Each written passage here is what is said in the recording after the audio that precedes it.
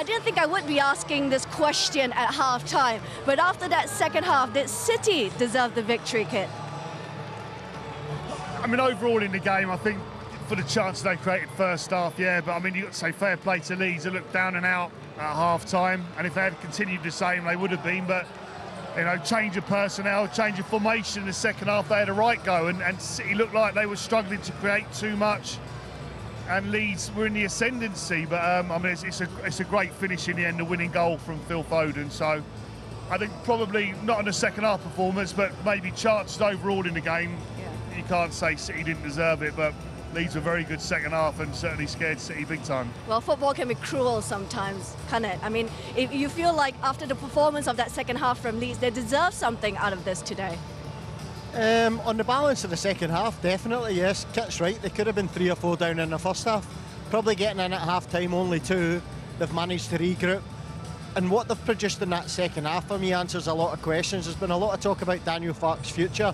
If the players weren't behind him, they wouldn't have been able to give half of what they did in the second half. So that shows a lot for me. But Man City probably spooked for the first, 30 minutes of the second half. No one's seen Leeds go to 2 up front, 3 at the back. So they're probably thinking, what's going on here? But in the end, I think cream always rises to the top. Do you think City got a little bit too comfortable in that second half after how things went in the first 45? Well, they were taken by surprise the way Leeds came out in the second period and how they started. Leeds just started playing a lot more direct, but then they had Calvert-Lewin up front and bodies in and around him now. I mean, the Leeds the first half was completely isolated and hardly got a kick. He was running around and working hard enough, but they couldn't, any time the ball played forward, they couldn't create anything, Leeds, in the first half. Second half, different story altogether. They got bodies around the ball. Calvert-Lewin's going to fight and scrap for that first one, but a little bit of doubt in the City defenders. I mean, that said, the two goals that City gave away, Leeds scored second half, whichever way you want to look at it, from a defensive point of view, were terrible for Man City. I think from a Leeds point of view, though, I mean, there's certainly loads that can take away from in that second half, can't they? Particularly Dominic Calvert-Lewin, who maybe hasn't had the season he's had so far up until today. Yeah, but see, if you look at it over the course of maybe the last 2 seasons, he hasn't played a lot of football, so it's going to take him a bit of time to get into a rhythm, match sharpness. I think what he has shown is that in little spurts here and there, he can come onto the pitch for 15-20 minutes if he's not starting and influence games.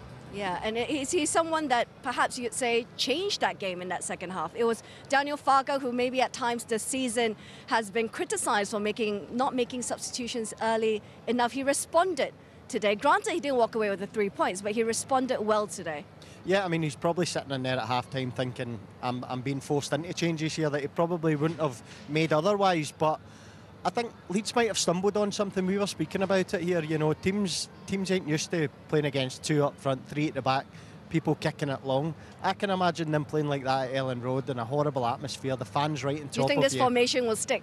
I don't know if it'll stick, but, when things ain't going well, he'll know that he's got that up his sleeve to change it and play that way. And I think, especially at Ellen Road, with the crowd on top of you, it could be horrible for opposition players.